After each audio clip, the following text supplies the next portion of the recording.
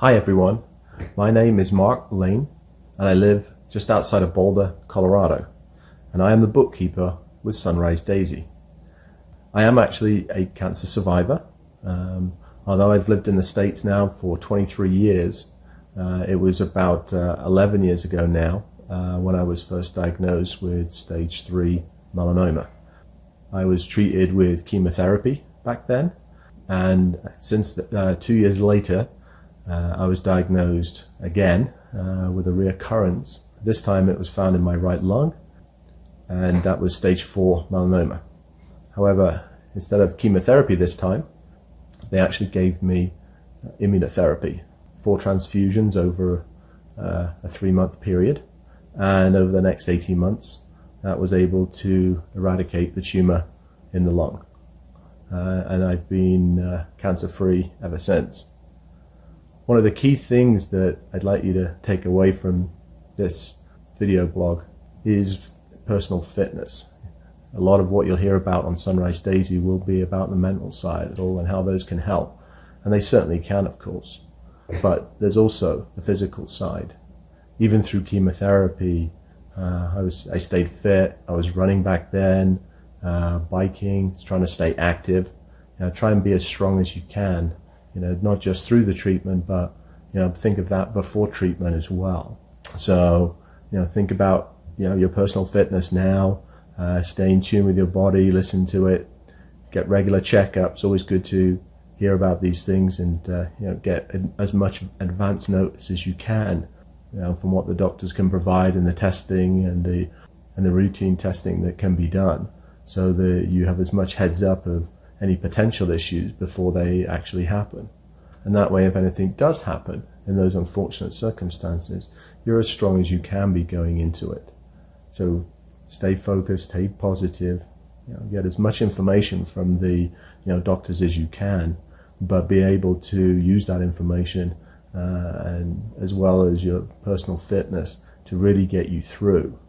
A lot of this is based around chemotherapy still, which is a very significant impact on your body. So being in as good a shape as you can to face chemotherapy certainly will help get through it. For those of you from Colorado, you'll have heard of the Boulder. That's a 10K run that's around the streets of Boulder. Unfortunately, that's 2 years now. It's typically on Memorial Day that we haven't been able to have it due to the pandemic. But about 50,000 people get out onto the streets of Boulder and run that 10K Monday of Memorial Day. And it's a great day. Everyone has a fantastic time. But that was something that I very much focused on particularly through my illness, to be able to get out there, to run, enjoy that experience, but to stay fit and as strong as I could be, for what I was going through. Whatever your personal fitness is, whether it's running, whether it's swimming, biking, it doesn't matter. Whatever you can do to stay fit while you can put you in good stead for when things may be a bit more challenging and you can't go out there as much. But staying strong and being able to focus on that and keep that physical side of your body going well, in addition to the mental strain of going through cancer diagnosis, cancer treatment. Hopefully everything comes out the other side, and you can continue that training. Keeping fit will certainly help as well. In addition to personal fitness and staying healthy, whenever you're going through a cancer diagnosis and that journey, I think it's also important to have people around you that you can lean on, that can go to these appointments with you. Take a notebook, have them take notes, ask questions. I think from the patient's perspective, it can be very challenging and very traumatizing to go through those appointments. So having people with you that you can that can help you through that and be able to focus on what the doctors are saying, ask those questions, take notes down that you can review later and look back on it. Because a lot of that appointment you'll go back on and think, well, what just happened?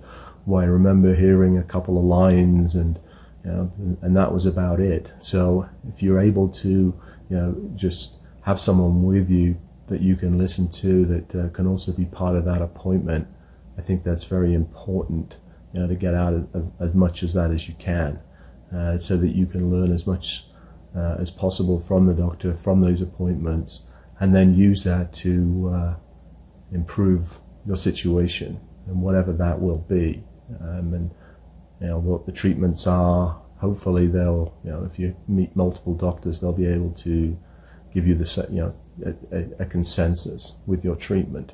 But sometimes they don't. I remember my first time with melanoma, there was 3 or 4 different doctors and 3 or 4 different treatments was what they proposed, because there wasn't that definite standard of care that things evolve into a few years later.